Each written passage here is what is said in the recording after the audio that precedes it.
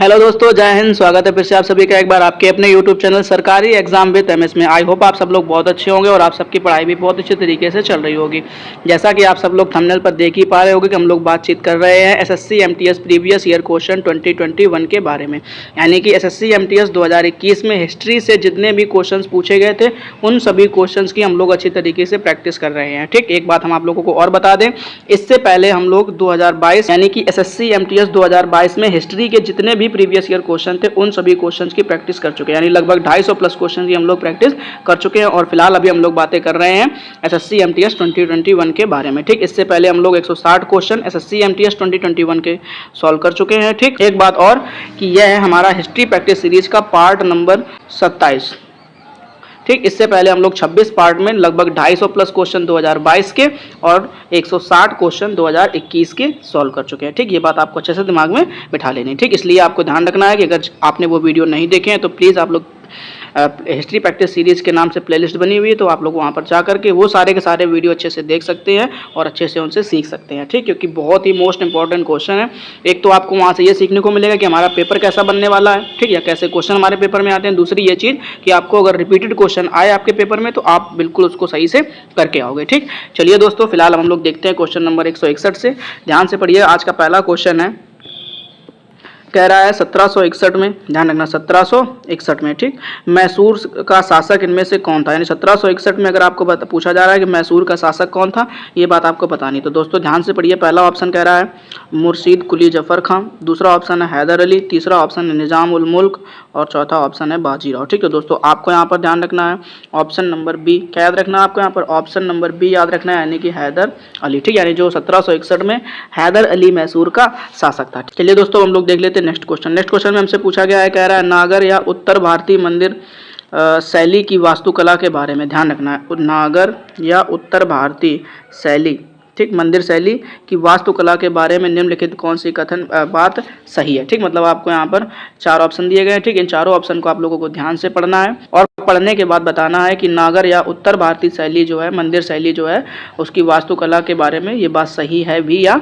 नहीं। ठीक, तो दोस्तों ध्यान से पढ़िए। पहला ऑप्शन जो है वो कह रहा है कि गर्भगृह हमेशा सबसे ऊंची मीनार यानी के नीचे स्थित होता है, ये बात बतानी है। ठीक, दूसरा कह रहा है कोई मीनार यानी जो टावर या शिखर नहीं थे। ठीक, यानी उसमें कोई शिखर नहीं थे।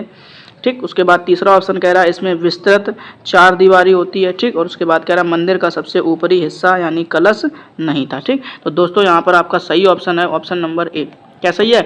ऑप्शन नंबर ए, यानी गर्भगृह हमेशा सबसे नीचे मीनार के नीचे, ठीक, मीनार के नीचे यानी सबसे ऊंची मीनार के नीचे स्थित होता है। ठीक, यानी जो गर्भगृह बनाया जाता है जहाँ पर मंदिर में देवता की मूर्ति रखी जाती थी, ठीक, वहाँ पे उसको हम लोग गर्भगृह कहते हैं। ठीक, और वो जो गर्भगृह है वो सबसे ऊंची मीनार के जस्ट नीचे, ये बात आपको ध्यान रखना है, जो सबसे ऊंची मीनार होती है ना उसके नीचे रखा जाता है। ठीक, चलिए दोस्तों फिलहाल हम लोग देखते हैं नेक्स्ट क्वेश्चन। नेक्स्ट क्वेश्चन में हमसे पूछा गया है, ध्यान से पढ़िए, कह रहा है कि 1928 में, ध्यान रखना कब कह रहा है, 1928 ईस्वी में सैंडर्स की हत्या का अभियुक्त कौन था। मतलब सैंडर्स की हत्या किसने करी थी, ये बात आपको बतानी है। ठीक, तो ध्यान से पढ़िए। पहला ऑप्शन जो है आपसे कह रहा है बसंत कुमार, दूसरा ऑप्शन है भगत सिंह, तीसरा ऑप्शन है मदन लाल ढींगरा और चौथा ऑप्शन है अरविंद घोष। ठीक, तो दोस्तों आपको यहाँ पर याद रखना है ऑप्शन नंबर बी।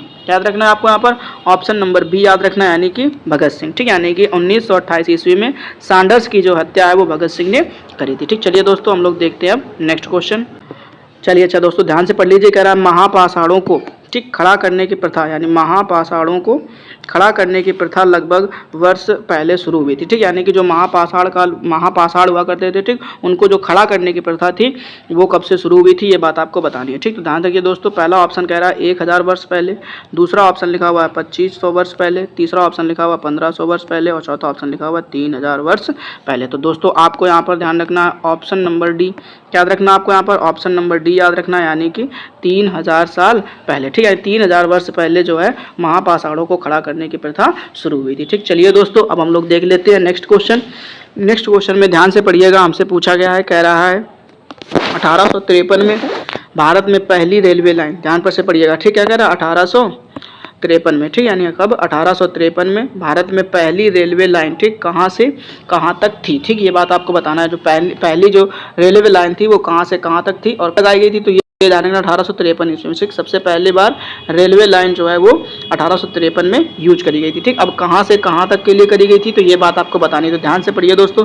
पहला ऑप्शन कह रहा है मद्रास चेन्नई से नागपुर, ठीक, और दूसरा कह रहा है बॉम्बे से ठाणे, और तीसरा ऑप्शन कह रहा है बॉम्बे से दिल्ली, और चौथा ऑप्शन है दिल्ली से कन्याकुमारी। तो दोस्तों यहाँ पर आपको याद रखना है ऑप्शन नंबर बी। क्या याद रखना है आपको यहाँ पर? ऑप्शन नंबर बी, यानी बॉम्बे से ठाणे के बीच में। ठीक, यानी बॉम्बे से ठाणे के बीच में जो है पहली रेलवे लाइन बिछाई गई थी। ठीक, और कब? तो 1853 ईस्वी में। ठीक, ये बात आपको अच्छे से ध्यान रखनी है। ठीक है, अच्छा, बॉम्बे को हम लोग अभी वर्तमान में क्या बोलते हैं? मुंबई के नाम से जानते हैं। ठीक, ये बात भी थोड़ी सी ध्यान में रख लेना। ठीक, चलिए दोस्तों देख लेते हैं नेक्स्ट क्वेश्चन। अब नेक्स्ट क्वेश्चन में जो है हमसे पूछा गया है, कह रहा है 1192 में, ध्यान रखना है कब? 1192 में तराइन के दूसरे युद्ध में, ठीक, पृथ्वीराज चौहान को किसने हराया था? ठीक, ये बात बतानी कि पृथ्वीराज चौहान को हराया किसने था, तो ये ध्यान रखना है। ठीक, तो पृथ्वीराज चौहान की अगर हम बात करें तो ध्यान रखना है, पहला ऑप्शन ध्यान से पढ़ लीजिए, कह रहा है इल्तुतमिश ने हराया था, दूसरा ऑप्शन कह रहा है बाबर ने हराया था, तीसरा ऑप्शन कह रहा है मोहम्मद गौरी ने हराया, चौथा ऑप्शन कह रहा है अलाउद्दीन खिलजी ने हराया। तो दोस्तों यहाँ पर आपको ध्यान रखना है ऑप्शन नंबर सी। क्या रखना आपको यहाँ पर? ऑप्शन नंबर सी याद रखना, यानी मोहम्मद गौरी। ठीक, यानी कि 1192 ईस्वी में तराइन के दूसरे युद्ध में पृथ्वीराज चौहान को मोहम्मद गौरी ने हराया था। ठीक, चलिए दोस्तों देख लेते हैं अब हम लोग नेक्स्ट क्वेश्चन। अब नेक्स्ट क्वेश्चन में हमसे पूछा गया है, कह रहा है कनिष्क, ध्यान रखना क्या पूछा गया है? कह रहा है कनिष्क किस राजवंश का शासक था? ठीक, यानी ये नाम आपको ध्यान रखना है, जो कनिष्क है ये किस राजवंश का शासक था ये बताना आपको। ठीक, तो ध्यान से पढ़िए, पहला ऑप्शन कह रहा है मौर्य वंश का, दूसरा ऑप्शन है गुप्त वंश से, तीसरा ऑप्शन है मुगल वंश से, और चौथा ऑप्शन है कुषाण वंश से। ठीक, तो दोस्तों यहाँ पर आपको याद रखना है ऑप्शन नंबर डी। क्या याद रखना है आपको यहाँ पर? ऑप्शन नंबर डी याद रखना है, यानी कि कुषाण वंश से। ठीक, यानी जो कनिष्क था वो कुषाण राजवंश का शासक था। ठीक, चलिए दोस्तों देख लेते हैं अब हम लोग नेक्स्ट क्वेश्चन। अब नेक्स्ट क्वेश्चन में हमसे पूछा गया है, कह रहा है भारतीय शासकीय गुप्तवाद, ध्यान रखना, भारतीय शासकीय गुप्तवाद अधिनियम के माध्यम से किस वर्ष प्रेस की स्वतंत्रता पर अंकुश लगाया गया था? ठीक, यानी जो भारतीय शासकीय गुप्तवाद है, ठीक, यानी कि जो भारत की जो शासन व्यवस्था होती थी ना, उसकी बातें हमें किसी दूसरे तरीके मतलब किसी दूसरे के पास ना पहुंच जाएं, उनकी जो पहले प्रेस जो हुआ करती थी, ठीक, तो उनके पास में सारी स्वतंत्रताएं हुआ करती थी। ठीक, तो कह रहा है कि स्वतंत्रता पर अंकुश लगाया गया था, ये बात आपको बतानी है। ठीक, तो कब लगाया गया था ये ध्यान रखना आपको। तो पहला ऑप्शन ध्यान से पढ़िए, पहला ऑप्शन में आपसे कह रहा है 1919 ईस्वी में, ठीक, दूसरा ऑप्शन कह रहा है 1909 ईस्वी में, और तीसरा ऑप्शन कह रहा है 1904 ईस्वी में, और चौथा ऑप्शन कह रहा है 1921 ईस्वी में। ठीक, दोस्तों आपको यहाँ पर याद रखना है ऑप्शन नंबर सी। क्या याद रखना है यहाँ पर आपको? ऑप्शन नंबर सी याद रखना है, यानी 1904 ईस्वी में। ठीक, यानी भारतीय शासकीय गुप्तवाद अधिनियम जो है इसके ऊपर जो है स्वतंत्रता, जो प्रेस की स्वतंत्रता थी उस पर अंकुश लगाया गया था 1904 ईस्वी में। ठीक, चलिए दोस्तों अब हम लोग देख लेते हैं नेक्स्ट क्वेश्चन। ठीक, अब नेक्स्ट क्वेश्चन में हमसे पूछा गया, ध्यान से पढ़िएगा, कह रहा है क्या कि रजिया सुल्तान के बाद, किसके बाद? रजिया सुल्तान के बाद दिल्ली का शासक कौन बना? ठीक, ये बात ध्यान रखनी है कि रजिया सुल्तान के बाद दिल्ली का शासक कौन बना। ठीक, तो दोस्तों ध्यान से पढ़िए, पहला ऑप्शन कह रहा है कुतुबुद्दीन ऐबक बना, दूसरा ऑप्शन है कह रहा है गयासुद्दीन बलबन बना, उसके बाद तीसरा ऑप्शन है कह रहा है शमसुद्दीन इल्तुतमिश बना, और चौथा ऑप्शन है पृथ्वीराज चौहान बना। ठीक, तो दोस्तों आपको यहाँ पर ध्यान रखना है ऑप्शन नंबर बी। क्या याद रखना है यहाँ पर आपको? ऑप्शन नंबर बी याद रखना है, यानी गयासुद्दीन बलबन। ठीक है, जो गयासुद्दीन बलबन था वो रजिया सुल्तान की मृत्यु के बाद दिल्ली का शासक बना था। ठीक, चलिए दोस्तों फिलहाल अब हम लोग देख लेते हैं नेक्स्ट क्वेश्चन। अब नेक्स्ट क्वेश्चन में हमसे पूछा गया, कह रहा है हड़प्पा की अधिकांश मोहरें, ध्यान रखना किसके बारे में बातें हो रही है? हड़प्पा की अधिकांश मोहरें, यानी जो हड़प्पा की मोहरें थी, ठीक, उनके बारे में बातचीत की जा रही है। ठीक, तो ध्यान से पढ़िए, कह रहा से बनी थी। अब किससे बनी थी ये बात आपको बतानी है। जो हड़प्पा की मोहरें हुआ करती थी वो किससे बनी थी? ठीक, तो ध्यान से पढ़िए, पहला ऑप्शन कह रहा है ईंटों से बनी होती थी, दूसरा ऑप्शन कह रहा है सिलखड़ी से बनी होती थी, तीसरा ऑप्शन है पीतल, चौथा ऑप्शन है ग्रेनाइट। ठीक, तो दोस्तों आपको यहाँ पर याद रखना है ऑप्शन नंबर बी। क्या याद रखना है आपको यहाँ पर? ऑप्शन नंबर बी, यानी कि सिलखड़ी। ठीक, यानी जो हड़प्पा के मोहरें हुआ करती थी वो सिलखड़ी की बनी होती थी। ठीक, चलिए दोस्तों देख लेते हैं हम लोग नेक्स्ट क्वेश्चन। नेक्स्ट क्वेश्चन में हमसे पूछा गया है, कह रहा है निम्नलिखित में से कौन, ध्यान से पढ़िएगा, क्या कह रहा है? निम्नलिखित में से कौन अलाउद्दीन खिलजी, क्या पूछा गया? निम्नलिखित में से कौन अलाउद्दीन खिलजी 1296 से 1396 ईस्वी का, ठीक, गुलाम सेनापति था। ठीक, ये बात ध्यान रखने का, गुलाम सेनापति था, यानी अलाउद्दीन खिलजी का गुलाम जो था वो सेनापति था। ठीक, तो ये आपको अच्छी तरीके से याद है, उसका नाम बताना है। ठीक, आपने मूवी भी देखी होगी शायद में, अगर ध्यान से आपको याद आ रहा हो। ठीक, जो रणबीर कपूर की थी जिसमें वो अलाउद्दीन खिलजी बना हुआ था। ठीक, तो ये आपको ध्यान रखनी है। ठीक है, मूवी का नाम है पद्मावती। ठीक, यानी पद्मावत, ये ध्यान रखना। ठीक, चलिए फिलहाल हम लोग ऑप्शन को पढ़ लेते हैं। पहले ऑप्शन क्या कह रहा है? नसरुद्दीन शाह। दूसरा ऑप्शन लिखा हुआ है मलिक काफूर, ठीक। उसके बाद तीसरा ऑप्शन लिखा हुआ उलूग खान और चौथा ऑप्शन लिखा हुआ है जौना खान, ठीक। तो दोस्तों आपको यहाँ पर ध्यान रखना है ऑप्शन नंबर बी। क्या याद रखना है आपको? ऑप्शन नंबर बी यानी मलिक काफूर। यानी जो मलिक काफूर था वो अलाउद्दीन खिलजी का गुलाम था और उसके बाद में वो उसका सेनापति भी था, ठीक। ऐसे ध्यान रखना है दोस्तों, ठीक है।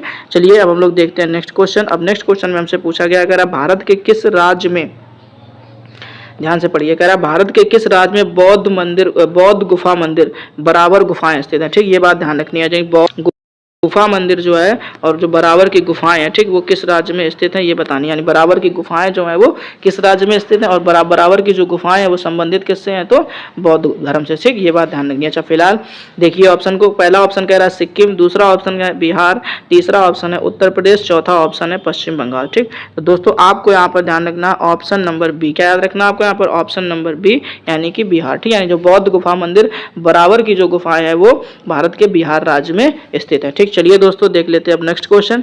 नेक्स्ट क्वेश्चन में पूछा गया है, कह रहा है निम्नलिखित में, ध्यान रखना क्या कह रहा है, निम्नलिखित में से किसने प्राचीन ग्रंथों के आधार पर विधवाओं के पुनर्विवाह का समर्थन किया है, ठीक। किसके? प्राचीन ग्रंथों के आधार पर विधवाओं के पुनर्विवाह का समर्थन किया है, ठीक है। जो प्राचीन ग्रंथ हुआ करते थे उनके आधार पर विधवाओं के जो पुनर्विवाह का समर्थन किया है, ठीक। तो ध्यान से पढ़िए, पहला ऑप्शन कह रहा है राजा राममोहन राय ने, दूसरा ऑप्शन कह रहा है ईश्वर चंद्र विद्यासागर ने, तीसरा ऑप्शन कह रहा है नारायण गुरु ने और चौथा ऑप्शन कह रहा है पंडिता रमाबाई ने, ठीक। तो दोस्तों आपको यहाँ पर याद रखना है ऑप्शन नंबर बी। क्या याद रखना आपको यहाँ पर?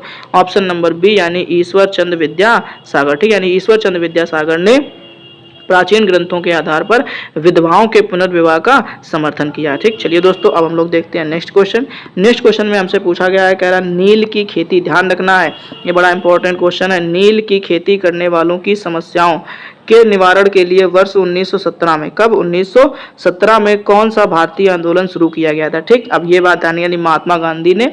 अच्छा एक बात हम आप लोगों को और बता दें क्या, कि आपने 12th क्लास में ध्यान दिया हो तो 12th क्लास में रीडर, ठीक है, यानी रीडर का जो प्रोज पोर्शन होता है उसमें एक चैप्टर है इंडिगो नाम का, ठीक। उसमें इसके बारे में खूब अच्छे से पढ़ाया गया, ठीक। अगर थोड़ा थोड़ा आपको याद हो तो, ठीक। उसमें इंडिगो में बताया गया है क्या, कि पहले नील की खेती हुआ करती थी इंडिया में, ठीक। और उस खेती मतलब वहाँ से नील लेकर के अंग्रेज लोग जो थे वो विदेशों में बेचते थे अच्छी कीमतों पर, ठीक। तो अब उसी का विरोध करने के लिए एक आंदोलन शुरू किया था और जिसका नेतृत्व जो है या समर्थन जो है वो महात्मा गांधी ने करा था, ठीक। तो उस आंदोलन का आपको नाम बताना है और कहाँ पर किया गया था उस जगह का नाम बताना, ठीक। तो पहले तो ऑप्शन पढ़ लीजिए ध्यान से। पहला ऑप्शन कह रहा है अहमदाबाद मील हड़ताल, ठीक। इस नाम से वो आंदोलन फेमस हुआ। उसके बाद कह रहा है खेड़ा सत्याग्रह, ठीक।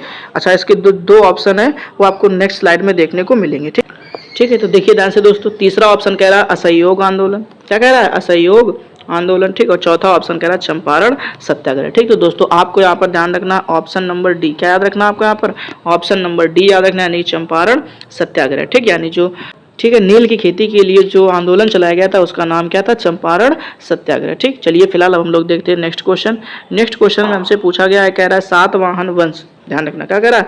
सातवाहन वंश जो का 60 ईसा पूर्व से 225 ईस्वी की राजधानी इनमें से कहाँ है, ठीक। यानी जो सातवाहन वंश की जो है राजधानी कहाँ पर थी ये बात आपको बतानी है, ठीक। तो दोस्तों ध्यान से पढ़िए, पहला ऑप्शन कह रहा है वंजी, दूसरा ऑप्शन कह रहा है विदिशा, तीसरा ऑप्शन है प्रतिष्ठान और चौथा ऑप्शन है पाटलिपुत्र। दोस्तों आपको यहाँ पर ध्यान रखना है ऑप्शन नंबर सी। क्या याद रखना है आपको?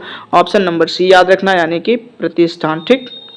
ये बात आपको अच्छे से याद रखनी है, ठीक है। क्या कि सातवाहन वंश की जो राजधानी थी वो प्रतिष्ठान थी, ठीक। चलिए दोस्तों हम लोग देख लेते हैं नेक्स्ट क्वेश्चन। अब नेक्स्ट क्वेश्चन में हमसे पूछा गया है, नीचे दिए गए, ध्यान रखना क्या कह रहा है, नीचे दिए गए कथनों में से कौन सही है, ठीक। यानी आपको यहाँ पर नीचे दो कथन दिए गए हैं और दोनों कथनों को आपको अच्छे तरीके से पढ़ना है और बताना है कि दोनों कथनों में से सही कौन है, ठीक। तो ध्यान से, पहला कह रहा है टीपू सुल्तान को मैसूर का टाइगर भी कहा जाता है, यानी टीपू जो सुल्तान थे उसे मैसूर का टाइगर कहा जाता था, ये बात सही है क्या, ठीक। उसके बाद दूसरा कह रहा है टीपू सुल्तान ने 1782 से 1799 तक मैसूर पर शासन किया, यानी जो टीपू सुल्तान थे इन्होंने 1782 से 1799 तक मैसूर पर शासन किया, किसके ऊपर? मैसूर पर शासन किया, ये बात सही है। तो आपको दो बातें ध्यान रखनी, कह रहा है टीपू सुल्तान को मैसूर का टाइगर और टीपू सुल्तान ने 1782 1799 तक मैसूर पर शासन किया था, ठीक। तो ध्यान से पढ़िए ऑप्शन को। पहले कह रहा है क्या कि केवल फर्स्ट, मतलब उन्होंने कहा है क्या कि केवल फर्स्ट का मतलब क्या कि टीपू सुल्तान को मैसूर का टाइगर तो कहा जाता था,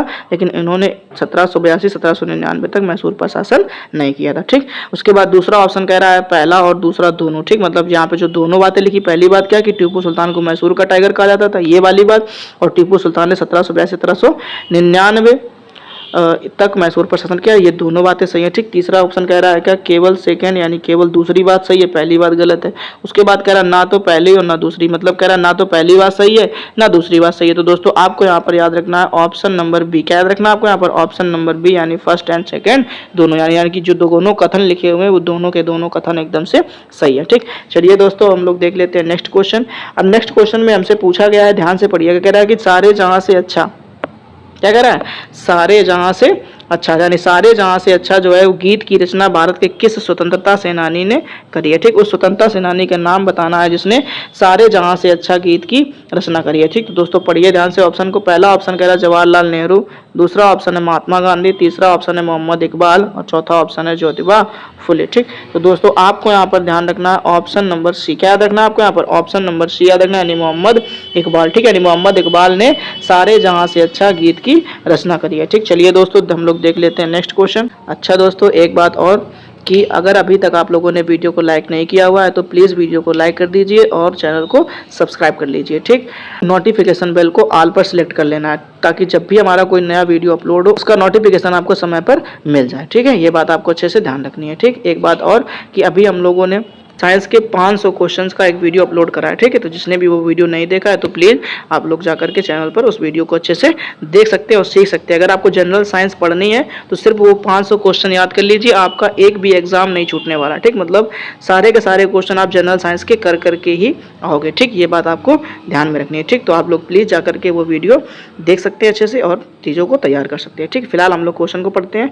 क्वेश्चन में कह रहा है मेवाड़ के निम्नलिखित शासकों में कौन, ध्यान रखना, मेवाड़ के निम्नलिखित शासकों में कौन खानवा के युद्ध, किसमें? खानवा के युद्ध। ठीक, अब खानवा का युद्ध हुआ कब था? तो कह रहा 1527 ईस्वी में। ठीक, से बाबर द्वारा पराजित हुआ था, किसके द्वारा? बाबर के द्वारा हारा था। ठीक, मतलब मेवाड़ के निम्नलिखित शासकों में से कौन खानवा के युद्ध में बाबर से पराजित हुआ था या बाबर से हार हुई थी। ठीक, तो दोस्तों ध्यान रखना, पहला ऑप्शन कह रहा है राणा सांगा और दूसरा ऑप्शन कह रहा है अहमद शाह प्रथम और तीसरा ऑप्शन है राणा कुंभकर्ण। ठीक, कुंभकर्ण। उसके बाद कह रहा है क्या? अलाउद्दीन खिलजी। ठीक है दोस्तों, तो आपको यहाँ पर ध्यान रखना है ऑप्शन नंबर ए। क्या याद रखना है आपको यहाँ पर? ऑप्शन नंबर ए याद रखना, यानी कि राणा सांगा। ठीक, यानी कि मेवाड़ का राणा सांगा जो थे वो खानवा के युद्ध में बाबर के द्वारा पराजित हुए थे। ठीक, चलिए दोस्तों अब हम लोग देख लेते हैं नेक्स्ट क्वेश्चन। अब नेक्स्ट क्वेश्चन में हमसे पूछा गया है, कह रहा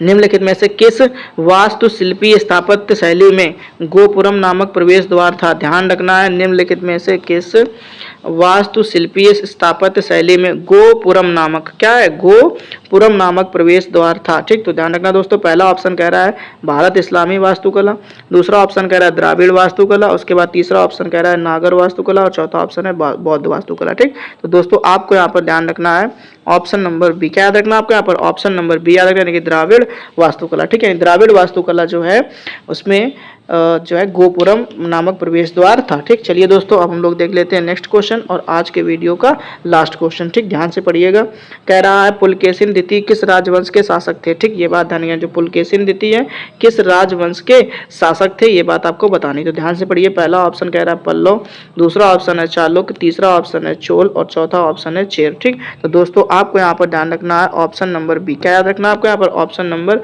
बी याद रखना है, यानी कि चालुक्य। ठीक, यानी पुलकेशिन द्वितीय जो है वो चालुक्य राजवंश के शासक थे। ठीक है, आई होप दोस्तों आप सभी लोगों को ये सारे के सारे क्वेश्चन अच्छी तरीके से समझ में आ गए होंगे। उम्मीद करता हूँ आप लोग जल्दी इन प्रश्नों को अच्छे से तैयार कर लोगे। ठीक है, हम लोग फिर से मिलेंगे इसके नेक्स्ट पार्ट में, तब तक के लिए जय हिंद, अपना ख्याल रखिएगा और अच्छे से पढ़ाई करते रहिएगा।